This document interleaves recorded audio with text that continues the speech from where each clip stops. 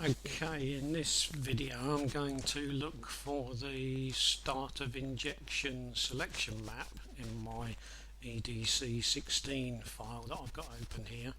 It's the same layout one that I've been using for previous videos.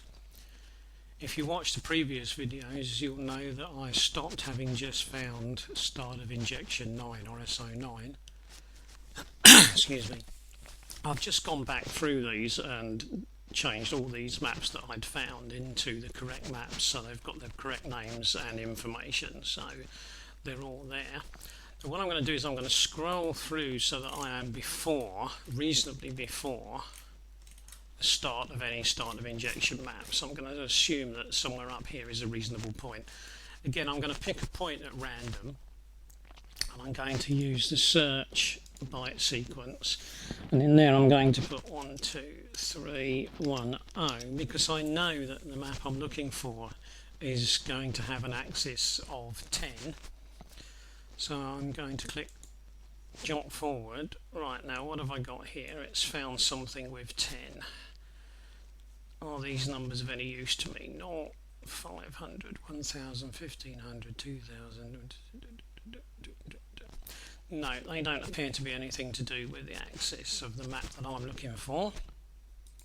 I'll do the same again, jump forward. Again, that 10's followed by numbers, but those don't appear to be relevant to what I'm searching for at the moment. And the main reason I know that they're not is I'm looking for something that looks suspiciously like temperatures, because I know that the axis is temperature. And there's no numbers there that look obviously like a row of different temperatures, so I'm going to jump forward again. And there isn't room for 10 there anyway, so it's not that. And there isn't room for 10 with that one, so I'll keep going. So I'm going to keep jumping forward. Oh, it's jumped right past the end now, so where are we? Okay, so there's the last one. There's 9. There's the axis data, and it's jumped right down to here. Right, now let's have a look at what we've got. We've got 1, 2, 3, 4, 5, 6, 7, 8, 9, 10. Well, we've got 10 numbers that could be temperature, and one of the reasons why they could be temperature is that if we use a factor offset of 273.1 and then we look there and we see 2731, if that's temperature, then that would be 0 degrees. So this could well be what we're looking for. Then we've got 0, 1, 2, 3, 4. Remember, I'm dividing by 256, so that's 1, 2, 3, 4, 5, 6, 7, 8, 9. So that seems quite reasonable, so I'll grab those. So I'll just get rid of that highlight before it confuses things, and I'll go 0, 1, 2, 3, 4, 5, 6, 7, 8, 9. And I'll press K. So those are my numbers. Now we know that we just simply need to divide all of those by 256, and so the value that goes in there is 0.00390,625. Quite happy for them to be whole numbers, so there they are, 7, 8, 9.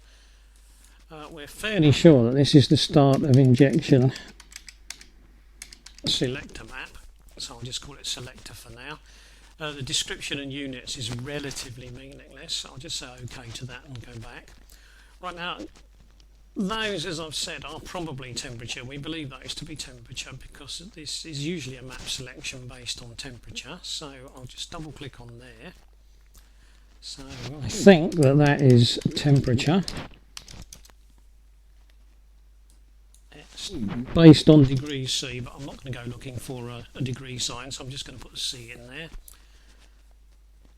That is usually 0.1 for temperature, and this is usually minus 273.1. You can go minus 273.1, I think the next number's 4 and so on, but minus 273.1 is good enough usually to deal with the numbers you find on here. Now, the precision, you don't need lots of precision, but it's handy to have one decimal point after the decimal point, just in case, or one place after the decimal point. So let's have a look. Minus 20 degrees up to 72 degrees. this often runs from somewhere around about -20 to in the region of 90, so 80, 85, 89, 90. So that seems okay. So our warm engine is going to run on map 9 is basically what this is telling us. So our warm engine, if I just get rid of that, so our normal warm engine, go back, is then going to be running on that map because that one is number 9. So if I open that one, so that's the one we expect to be running on most of the time. So there's the values for start of injection for our warm engine. So if we want to look at how fueling works for this particular car, we've got start of injection there, so we just need to go and look at duration maps, and then we can start to tie the two in together. Right, I don't want to get into that detail at the moment because I'm just looking for maps, so I'll clear that as well, and I'll go back to where we were. So there we are, so that's the selector map for start of injection. So I'll stop there and look for the start of injection limiter in the next video.